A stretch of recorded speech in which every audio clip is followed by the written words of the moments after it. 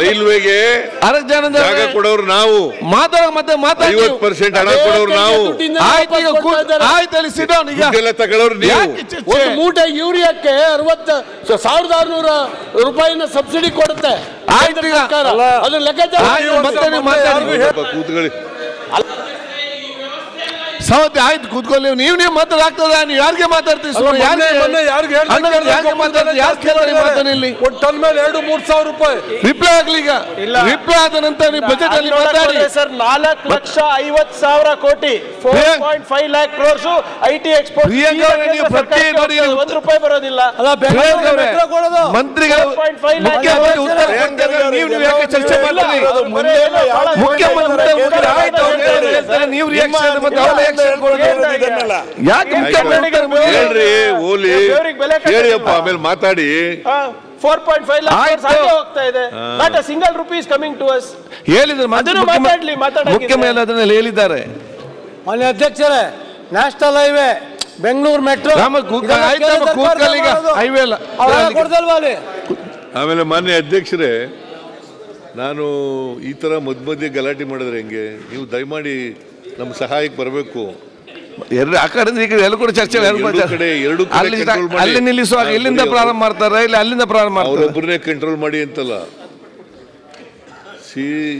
ಎರಡೂ ಕಡೆ control. Okay, ನೀವು ಅಸತ್ಯ ಹೇಳಬಾರ್ದು ಅಂತ. ಆಯ್ತು, ಸತ್ಯ ಎಲ್ಲ ನಾನು ಹೇಳೋದೆಲ್ಲ ಸತ್ಯ, ಸತ್ಯವನ್ನೇ ಹೇಳುತ್ತೇನೆ, ಸತ್ಯವಲ್ಲದೆ ಬೇರೆ ಏನನ್ನು ಹೇಳುವುದಿಲ್ಲ.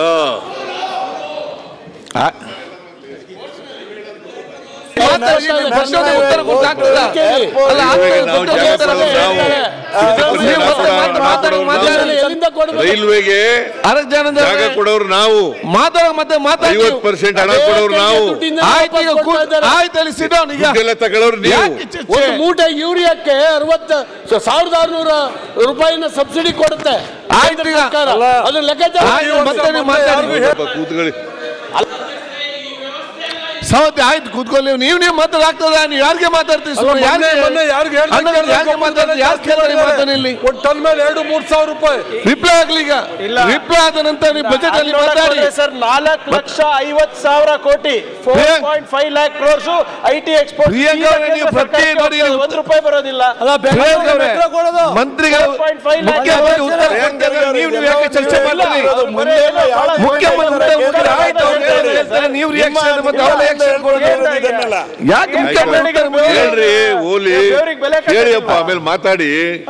4.5 lakh ಹೋಗ್ತಾ ಇದೆ. Not a single rupees coming to us ಹೇಳಿದ್ರು.